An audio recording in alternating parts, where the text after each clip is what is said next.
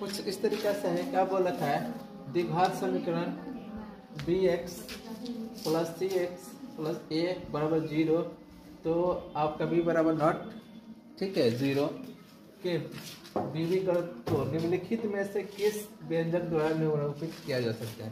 तो कुछ एक फार्मूला ही है, लेकिन ये फार्मूला ऐसा है ना कि इसमें कंफ्यूज हो जाएगा, हर आदमी क्या करेगा, गलती मारेगा। सबको पता है कि फार्मूला यही होता है, इसको मान के ए नंबर पर दिया है, अब चले जाइएगा, लेकिन ये गलती हो जाएगा। ठीक है, गलती किस सेंस में अभी बता रहे हैं।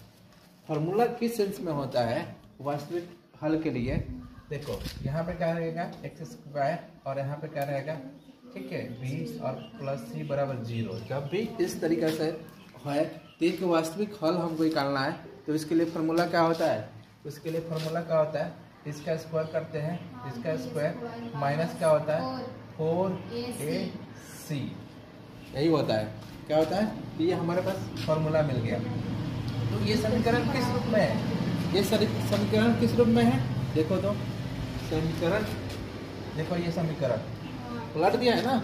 अब इसका फार्मूला क्या होगा, यही बोलना चाह रहा है कि हम तो जानते हैं कि इसका फार्मूला क्या होता है, ये वाला होता है, हम सीधे मार के कर जाएंगे, आपको गलती करवा देगा। लेकिन अब हमारे पास ये फार्मूला आ गया तो हम रखेंगे, तो सी बी के जगह पे है तो क्या हो जाएगा, सी स्क्वायर हो जाएगा। अब देखो 4 और यहाँ ए की जगह पे बी है और उसके बाद से क्या हो जाएगा, तो क्या हो जाएगा, ए बी हो जाएगा, तो सी स्क्वायर माइनस 4ab, आंसर क्या हो जाएगा आपको, ठीक है, डी नंबर होगा। आसान है ना, बहुत आसान है। ठीक है, एक बार और समझ लो, जैसे बोला है कि हमारे पास ये समीकरण द्विघात समीकरण दे रखा है, बोल रहा है कि बी बराबर नॉट इक्वल टू 0। अब इसको किस तरीके से निरूपित किया जा सकता है, तो हमके पास एक समीकरण आता है, एक समीकरण ये अगर हमारे पास जब भी रहता है, इसको वास्तविक हल निकालना है, तो एक फार्मूला होता है। एक फार्मूला क्या बनता है, B N square minus 4ac, ठीक है। ये फार्मूला डायरेक्ट दे रखा है, अगर हम थोड़ा सा टेक्निकल चीज़ हम ना समझे तो क्या करेंगे, गलती कर देंगे। हम क्या कर देंगे, पहले पॉइंट देखेंगे, अरे द्विघात समीकरण का फार्मूला ये होता है, मार के कर गया, लेकिन बाद में पता चला कि गलती दे दिया।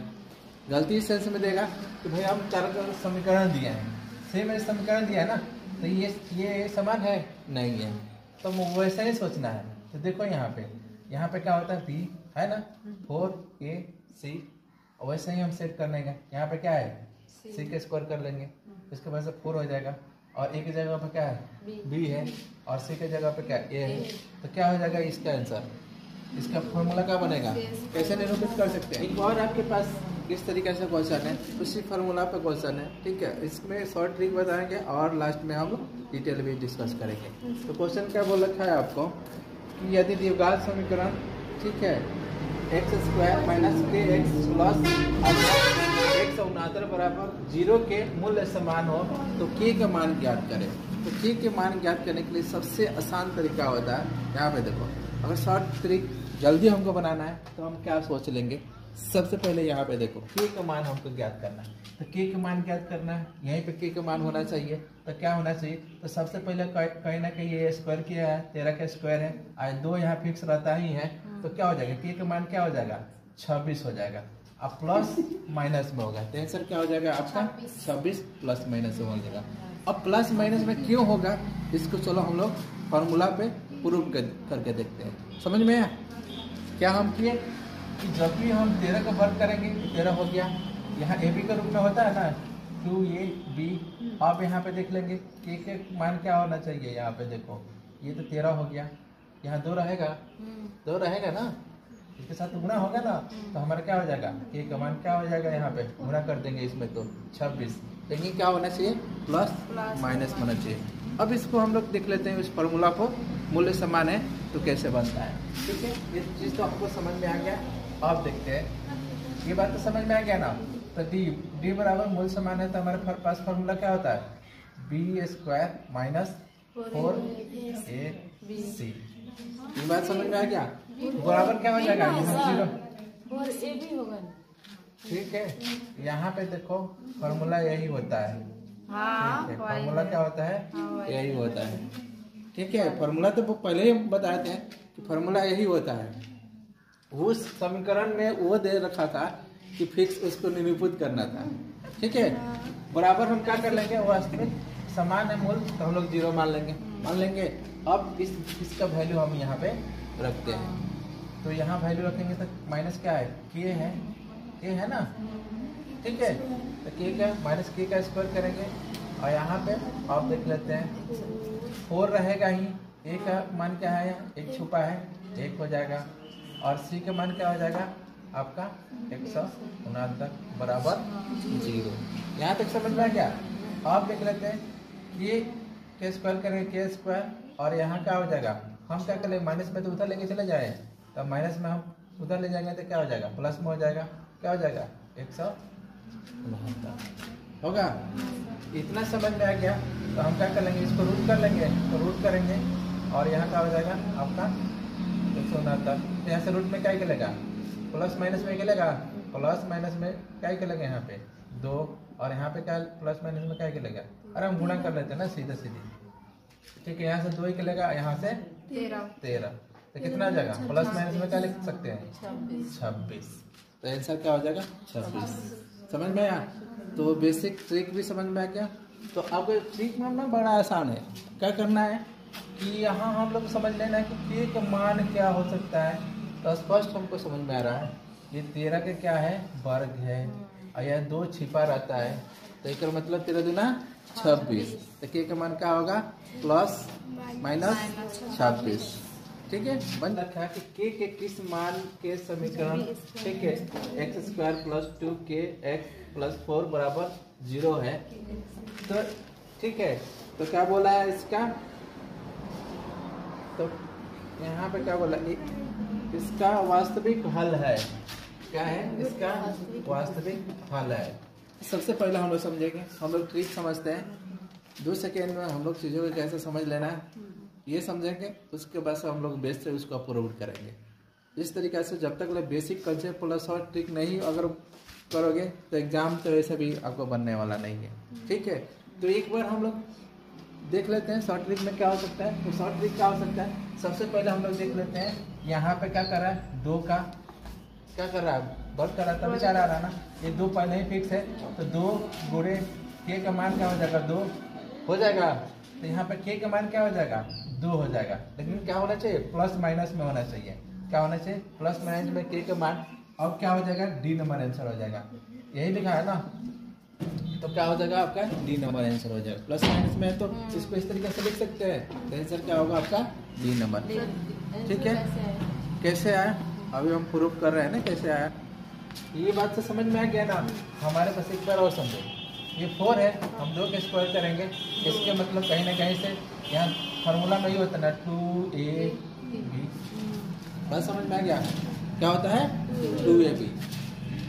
ये तो 2 रहेगा ये फार्मूला के लिए, इसके लिए तो x है ही, x इसके लिए तो है ना x, तो ए के लिए क्या है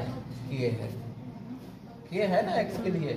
तो अभी तो ये क्या कर रहा है, तो k का मान यहाँ पे हम मान लेते हैं 2 रखते हैं, तो क्या होता है इसी के तो वर्ग किया है यहाँ पे, तो k का मान क्या हो गया, यहाँ पे हमको प्रूव्ड हो गया 2, और k का मान 2 प्रूव्ड हो गया।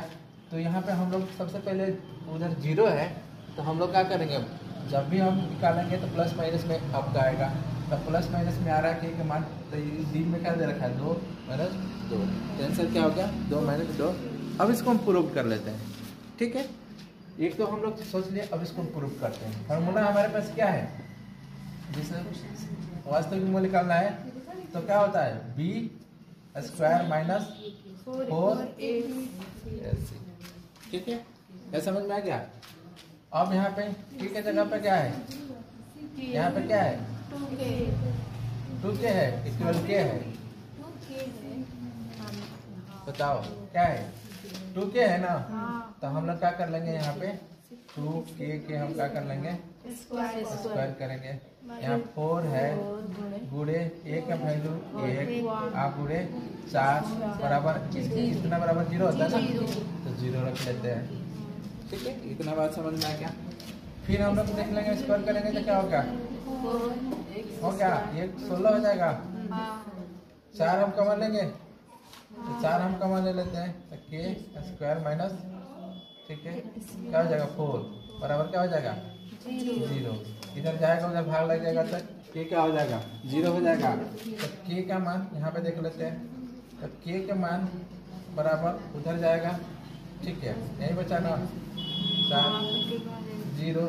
अब ये क्या कर लेते हैं, के का मान निकाले हम, उधर जाएगा 4 होगा ना के स्क्वायर का मान, तो इतना बराबर देखो। अब इधर जाएगा के का मान, तो रूट में क्या हो गया 4, यहाँ से निकलेगा तो क्या हो जाएगा, तो यहाँ पे निकलेगा तो क्या हो जाएगा प्लस माइनस 2 हो जाएगा।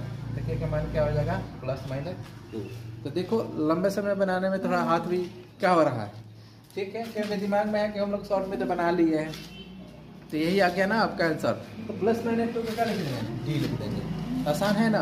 तो आपको कैसे सोचना है, यहाँ समझना है कि ये तो 2 है ही के लिए। आप देख लें बी के लिए मान लेते हैं यहाँ पे x है ही, ठीक है, चाहे वैसे हम समझ लेते हैं कि मान लेते हैं कि 2 है ही, a का मान x है, ठीक है, ऐसे में मान लेंगे।